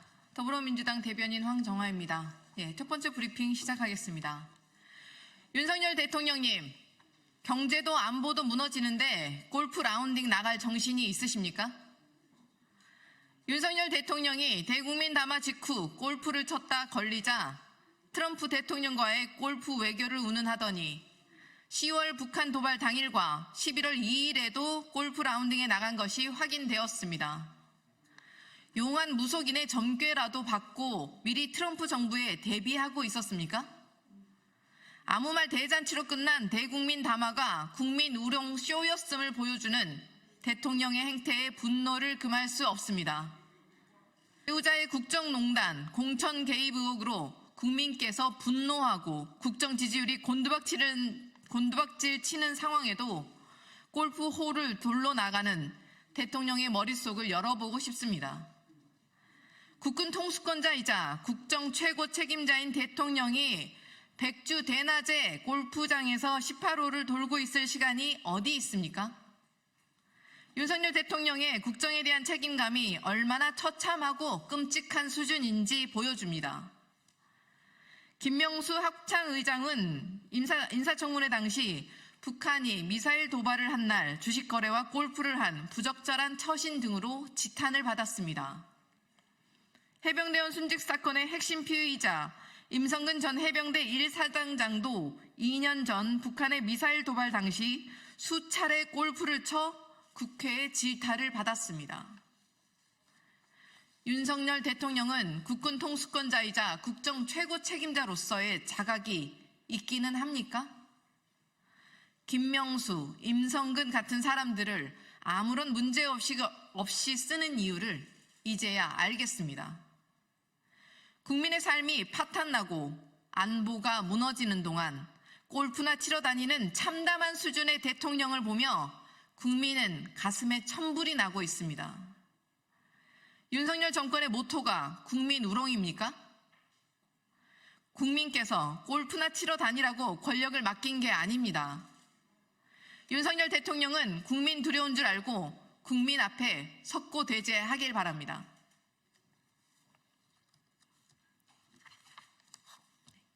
두 번째 브리핑 시작하겠습니다. 공천 개입을 넘어선 충격적 국정농단 의혹, 윤석열 대통령이 직접 해명하십시오. 파도 끝이 없이 나오는 국정농단에 경악을 금치 못하겠습니다. 윤석열 대통령은 김건희 여사와 명태균 씨의 허수아비였습니까? 명태균 씨가 윤석열 대통령의 두산 에너빌리티 공장 방문을 사전에 파악하고 떠들고 다녔던 것으로 드러났습니다. 심각한 국기문란 사건입니다. 국가기밀사항인 대통령의 일정과 동선을 대체 민간인에 불과한 명 씨가 어떻게 사전에 알 수 있었는지 명명백백히 밝혀야 합니다. 더욱이 명 씨는 쥐고 있으면 6, 7만 원 간다며 관련주 투자까지 권유했습니다. 실제로 대통령 방문 직후 관련 주가는 전날보다 5.3% 뛰었습니다. 이것이 국정농단이 아니면 무엇입니까? 이제 매정하지 못했다. 이제라도 부부싸움 하겠다라는 동문서답으로는 거대한 폭풍처럼 휘몰아치는 국민의 분노를 감당할 수 없습니다. 명태균 씨가 재작년 6월 김건희 여사의 봉화마을 방문 당시 대통령의 특별열차에 동승했다는 의혹도 제기됐습니다. 공천 개입, 공천 거래, 여론조사 의혹과는 별개로 드러나는 국정농단 의혹의 정도가 가히 충격적입니다. 국가산업단지 청부 개발 및 사전 유출 의혹 등에 더해 계속해서 드러나는 명 씨의 국정농단은 윤석열 대통령과 김건희 여사라는 배경을 제외하고는 설명할 수 없습니다. 이미 드러난 국정농단과 국기문란만으로도 특검은 피할 수 없습니다. 국정농단, 헌정유린 의혹을 외면하고 정상적인 국정 운영은 불가능할 것입니다. 윤석열 대통령은 다시 한번 국민 앞에 서십시오. 그리고 제대로 해명하고 특검을 수용하십시오. 그것이 국민의 분노를 조금이라도 달랠 유일한 길임을 경고합니다. 세 번째 브리핑 시작하겠습니다.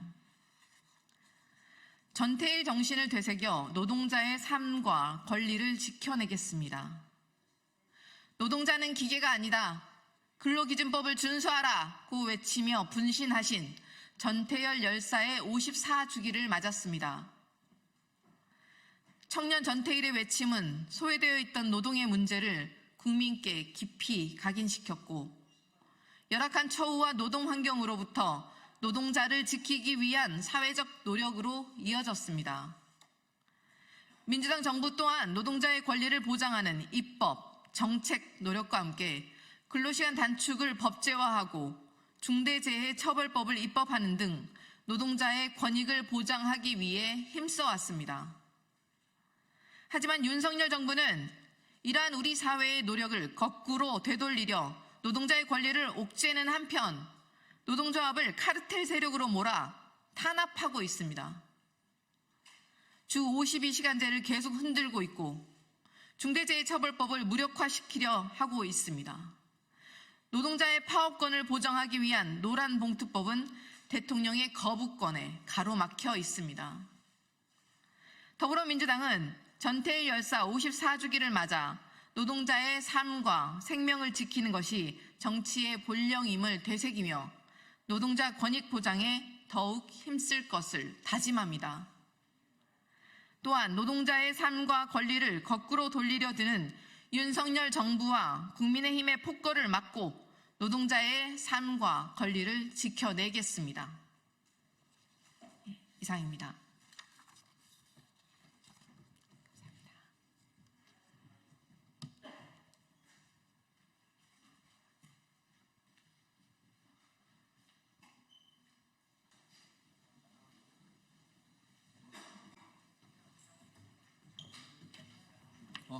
주세요. 마이크를 이거 내릴 수가 없구나. 아니 됐습니다.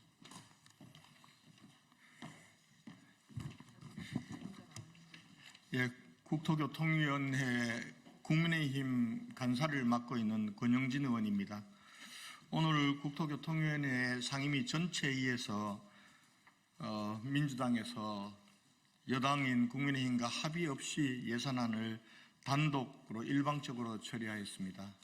이와 관련해서 저희 국민의힘 입장 그리고 규탄 성명을 발표하도록 하겠습니다. 국민을 위한 예산조차 여당이 추진하는 꼴은 못 뵙겠다는 민주당의 심통 예산 심사를 규탄합니다. 오늘 국토교통위원회 전체회의에서 의결이 예정되어 있었던 내년 예산안 및 기금 운용 계획안을 끝내 거대 야당이 단독으로 일방적으로 강행 처리하였습니다. 이번 예산안 심의 과정에서도 야당은 양평고속도로, 용산 어린이공원 등 지난 국정감사부터 정치 공세에 활용했던 사안에 관하여 문제제기를 이어갔습니다. 지난 2018년 문재인 전 대통령은 광복절 경축사에서 용산은 미국 뉴욕 센트럴파크와 같은 생태자연공원으로 조성될 것이다. 2005년 선포된 국가공원 조성 계획을 이제야 본격적으로 추진할 수 있게 되었다라고 용산공원 조성에 대한 큰 기대감을 표시한 바 있습니다. 용산 기지의 반환을 결정한 이후부터 지금까지 20년이 지났습니다. 그러나 이미 개방된 공간들은 시민들이 이용하고 계십니다. 지금까지 100만 이상의 시민이 용산공원을 이용하셨습니다. 야당의 감액 주장은 오로지 국민을 위한 공원 조성 사업을 여당이 추진하는 모습을 보기 배 아프다는 것에 지나지 않습니다. 오염원이 있다는 주장을 하면서 정작 위해성 저감 예산을 삭감하자는 앞뒤가 맞지 않는 민주당의 주장을 보고 어느 국민이 진정성을 인정하겠습니까? 양평고속도로 예산도 마찬가지입니다. 작년 예결위에서 제3자 검증 부득의 의견을 달아 본회의 통과까지 시켰습니다. 정체 시 심정지 환자를 태운 구급차도 지나가지 못할 정도로 열악한 실정입니다. 그럼에도 불구하고 6호선 국도를 이용하는 양평, 남양주 주민들이 고통을 해소하기 위한 양평고속도로 사업도 김건희 예산이라는 꼬리표를 달아 반대하고 있습니다.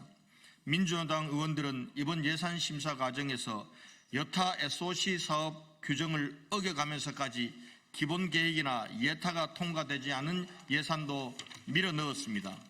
정작 법이 정하고 결정된 예산은 이렇게 정치 공세를 위해 반대하는 무책임한 행태를 보이고 있는 것입니다. 민주당에게 묻습니다. 서울시 중심의 용산공원을 이용하고 계신 시민 여러분들은 앞으로 더 이상 이 공원을 이용하지 말라는 말씀입니까? 국도 6호선 교통체증으로 고통을 받는 국민들은 어떻게 구제하려고 하시는 것입니까? 오늘 국토교통위원회에서 더불어민주당이 보여준 행태는 전형적인 정쟁쇼로 규탄받아 마땅할 것입니다. 향후 예산안 심사 일정만큼은 오로지 민생과 경제 회복을 위한 예산 심사가 될 수 있도록 민주당의 태도 변화를 촉구합니다. 2024년 11월 13일 국민의힘 국토교통위원회 위원 일동 이상입니다. 혹시 질문 밖에 나갔어요? 예, 감사합니다.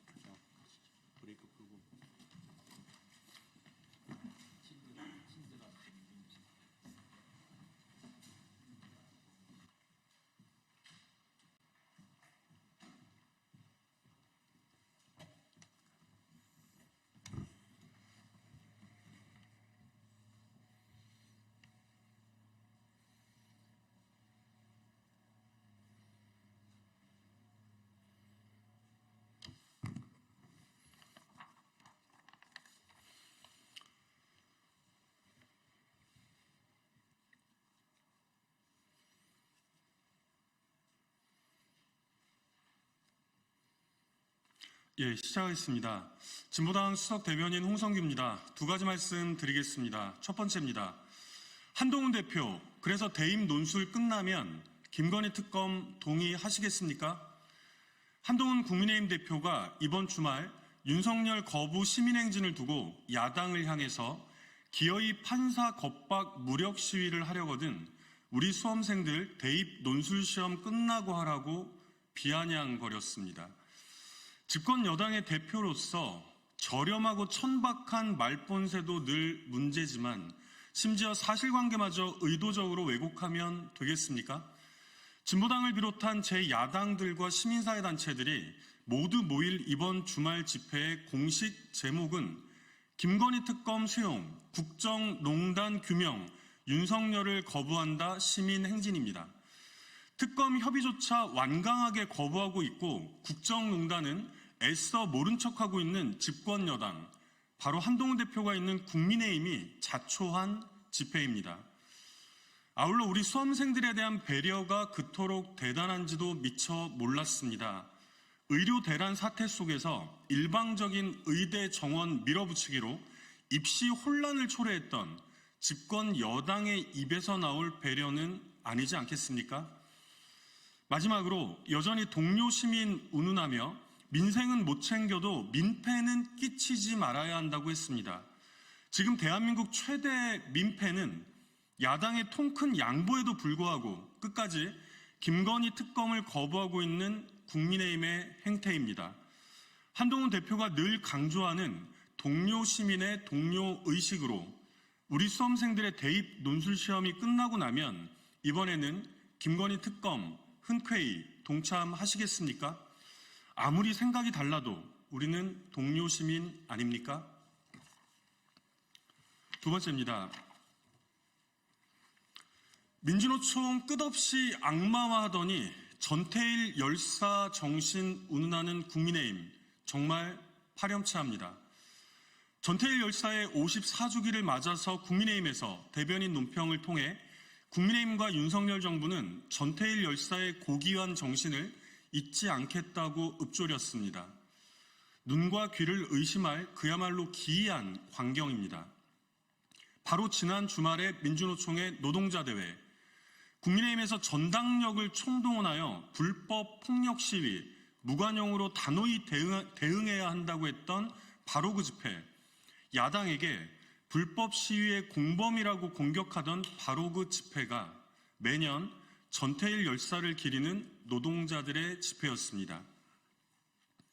전태일 열사를 추모하며 노동의 가치가 존중받는 사회를 만들겠노라는 우리 노동자들의 집회는 가차없이 짓밟더니 불과 며칠도 지나지 않아 똑같은 입으로 전태일 열사의 고귀한 정신을 잊지 않겠다니 버젓이 한 입으로 두 말을 내뱉는 집권 여당의 그 뻔뻔함에 소름이 돋습니다.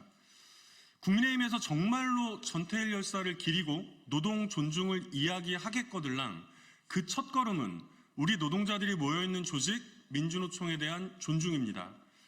입만 열면 민주노총은 악마화하면서 동시에 노동 존중을 입에 담는다면 과연 누가 믿을 수나 있겠습니까?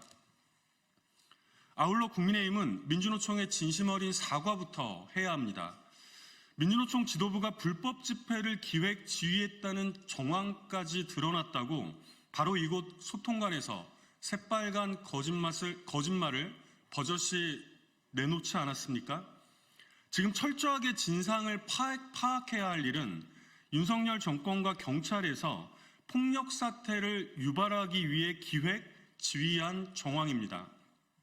전태일 열사의 뜻을 높이 받들겠다는 국민의힘에서도 이 파렴치한 폭력 유발 사태의 진상 규명에 당연히 협조할 것이라고 믿겠습니다. 이상입니다.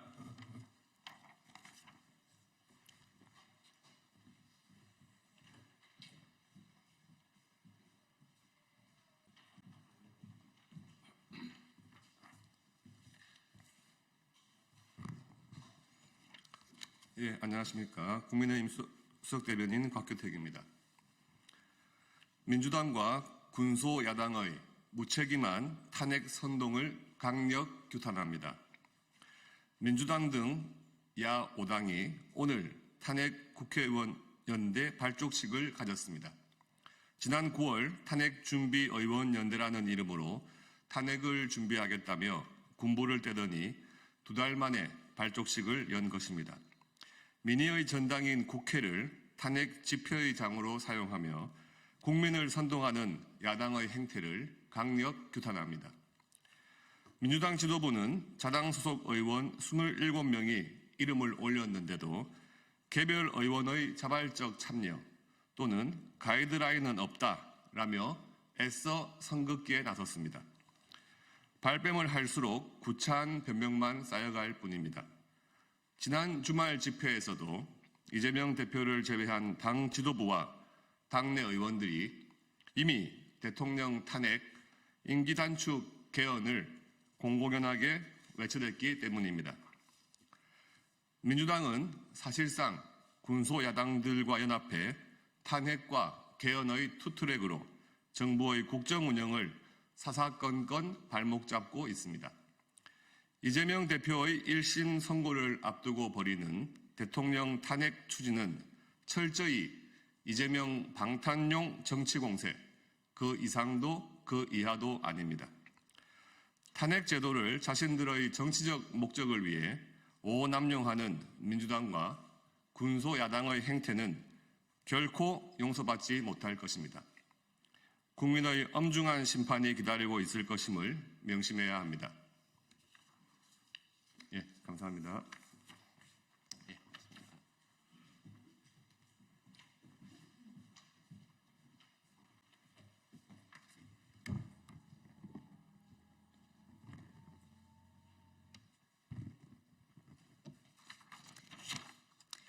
네, 진보당 브리핑 시작하겠습니다. 부대변인 이미선입니다.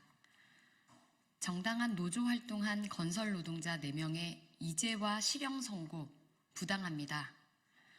어제 오전 의정부 지법에서 진행된 재판에서 건설노조 소속 조합원 4명이 법정 구속되었습니다. 건설노조 활동을 보장하라는 ILO 결사의 자유위원회의 권고도 무색하게 만드는 판결입니다. 정당한 노조 활동을 보장하지 않고 건설 노동자를 구속한 법원을 규탄합니다. 특히 해당 사건은 지난 2021년 7월에 있었던 사안으로 오랜 시간이 지났고 당시 사용자 측과 합의를 통해 송사를 제기하지 않기로 했던 일이었습니다. 그런데 그 사건을 건폭몰이의 혈안이 된 윤석열 정부가 특별 단속한다며 다시 들춰내 사법 처리를 하고 있는 것입니다. 위태로운 권력을 지키려는 윤석열 정권의 너무나도 후안무치한 행태 아닙니까? 건설노조를 통해 확인된 윤석열 정부 건폭몰이로 구속된 건설 노동자는 41명에 달합니다. 그 건폭몰이로 억울함을 호소하며 양회동 열사가 생을 달리하기도 했습니다. ILO 결사의 자유위원회에서 권고한 것처럼 고용이 불안한 건설 현장의 특성상 건설노조의 조합원 고용 요구는 정당합니다. 마땅히 보장받아야 합니다. 괜한 건설노동자 구속이 아니라 고용 안정을 내팽개치고 있는 윤석열 정부의 책임을 물어야 합니다. 건폭몰이를 멈추지 않는 윤석열 정부는 퇴진하고 물러나야 합니다. 더 이상 윤석열 정권의 기대는 없습니다. 이제 노동자들의 더 큰 항쟁으로 후안무치한 윤석열 정권을 심판하고 노동자들이 직접 바로잡겠습니다. 두 번째 브리핑 드리겠습니다. 좋은 책 신사고 홍범준 사장은 사과하고 당장 교섭에 적극 나서십시오. 어제 법이 보장하는 대로 노동조합을 인정하고 교섭에 나서라는 요구를 2년 넘도록 해오던 언론노조 좋은 책 신사고 지부가 대법원으로부터 단체 교섭 응낙 가처분 확정 판결을 받았습니다.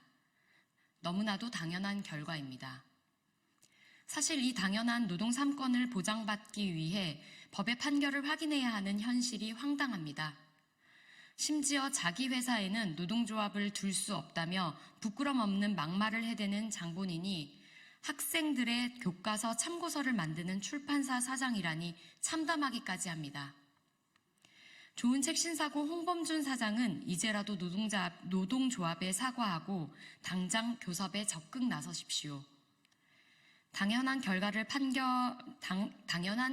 판결을 환영하며 정말 비상식적인 홍범준 사장에게 한 가지 일러둡니다. 오늘은 근로기준법을 준수하라. 우리는 기계가 아니다라고 외치며 스스로 불살랐던 전태일 열사가 떠난 지 54주기가 되는 날입니다. 우리 사회에는 전태일의 유지를 받아 인간임을 선언하고 근로기준법을 준수하라고 외치는 전태일의 후예들이 있습니다. 좋은 책 신사고에 있는 전태일의 후예들이 그렇습니다. 그뿐입니까? 현실의 부당함을 세상에 알리기 위해 고공으로 올라가고 삭발하고 단식을 불사르는 전태일들이 있습니다. 현장을 멈추고 파업으로 투쟁을 이어가는 전태일들도 있습니다. 전태일의 후예들이 곳곳에서 세상과 연대하고 있기에 노동자들은 지지 않습니다. 그러니 이제는 노동조합에 사과하고 당장 교섭에 적극 나서십시오. 그리고 노동조합원에 대한 부당 노동 행위를 당장 중단하십시오. 계속 옹졸한 아집을 이어간다면 전태일의 후예들이 더 크게 연대하여 더 큰 화를 당하게 될 것임을 경고합니다. 이상 브리핑 마치겠습니다. 고맙습니다.